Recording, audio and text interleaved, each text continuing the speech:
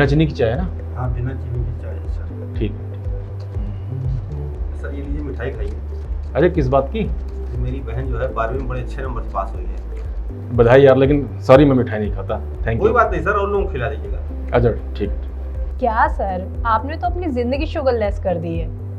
क्या करें यार, सेहत के लिए सब प्रिकॉशन जरूरी होता है। सर जिंदगी तो शुगरलेस ठीक है, लेकिन अपने पोर्टफोलियो को शुगरलेस मत बना दीजिएगा। क्या मतलब? मतलब अपने पोर्टफोलियो में शुगर सेक्टर के शेयर जरूर रखिएगा। Sugar share?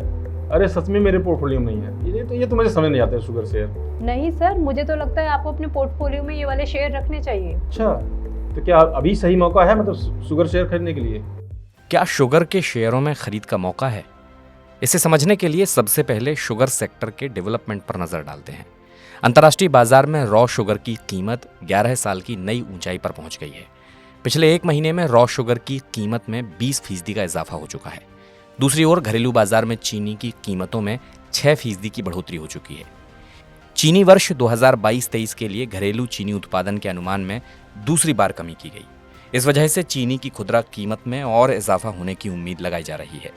सरकार ने चीनी एक्सपोर्ट के लिए 61 लाख टन की सीमा तय की है। देश में निजी चीनी मिलों के संगठन इंडियन शुगर मिल्स एसोसिएशन यानी इस्मा ने चीनी वर्ष 2022-23 के लिए चीनी के उत्पादन अनुमान में एक बार फिर से कटौती की है। नए अनुमान में इस्मा ने इस साल 328 लाख टन चीनी पैदा होने की बात कही है। इससे पहले जनवरी में 340 लाख टन उत्पादन का अनुमान लगाया गया था। पिछले साल अक्टूबर में जब पहला अनुमान आया था तो 365 लाख टन चीनी पैदा होने की संभावना जताई गई थी। चीनी वर्ष 2021-22 के दौरान देश में 358 लाख टन चीनी का उत्पादन हुआ था। अप्रैल खत्म होने से पहले सभी मिलें बंद हो चुकी हैं, जिससे उत्पादन में 20% की कमी हुई है। आमतौर पर चीनी मिलें नवंबर में खुलती हैं जब गन्ने की कटाई होती है और जून या जुलाई तक खुली रहती हैं।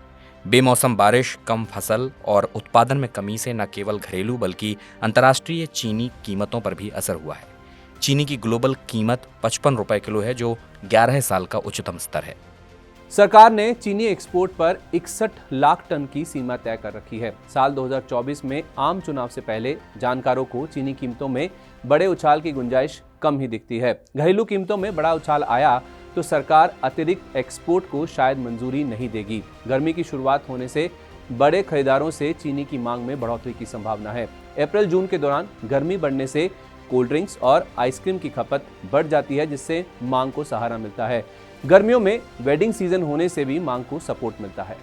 देखिए, जहाँ तक शुगर सेक्टर की बात है, मेन जो ट्रिगर अभी नजर आ रहा है वो जो शुगर के प्राइसेस है इंटरनेशनल लेवल में वो 10 से 11 साल की ऊंचाई के आसपास चल रहे हैं। सेकंड, अगर इंडियन डोमेस्टिक कंजम्पशन या डोमेस्टिक डिमांड की बात करें, वहाँ पे भी प्राइसेस जो है ऑलमोस्ट मल्टी ईयर हाई के आसपास चल रहे हैं। तो वही एक मेजर ट्रिगर है जिस हिसाब से शुगर सेक्टर में आपको ट्रैक्शन देखने को मिला है।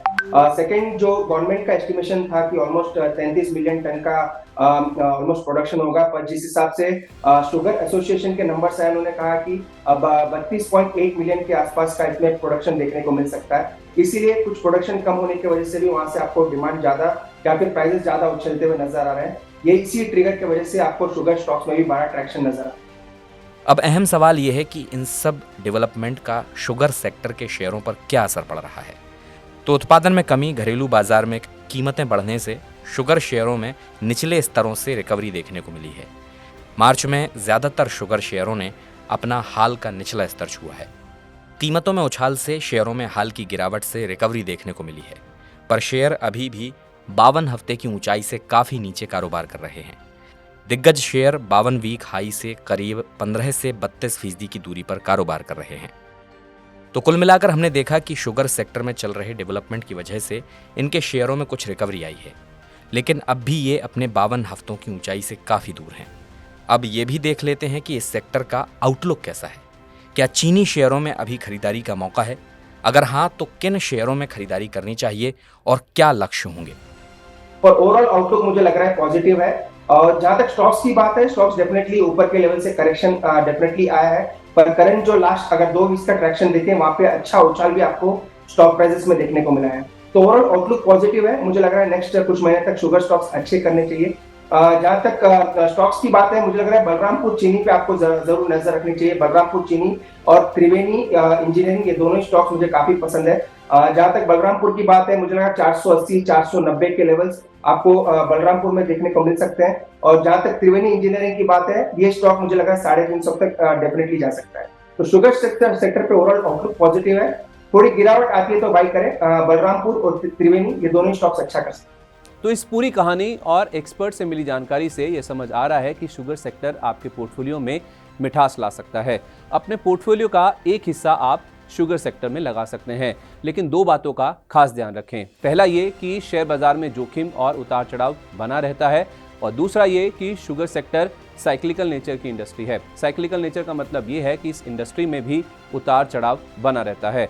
कभी उत्पादन जरूरत से ज़्यादा हो गया तो कीमतें कम हो जाएंगी, लेकिन मौजूदा सिनेरियो में एक बात का आपको ध्यान रखना होगा कि उत्पादन कम है तो निर्यात भी ज़्यादा नहीं हो पाएगा।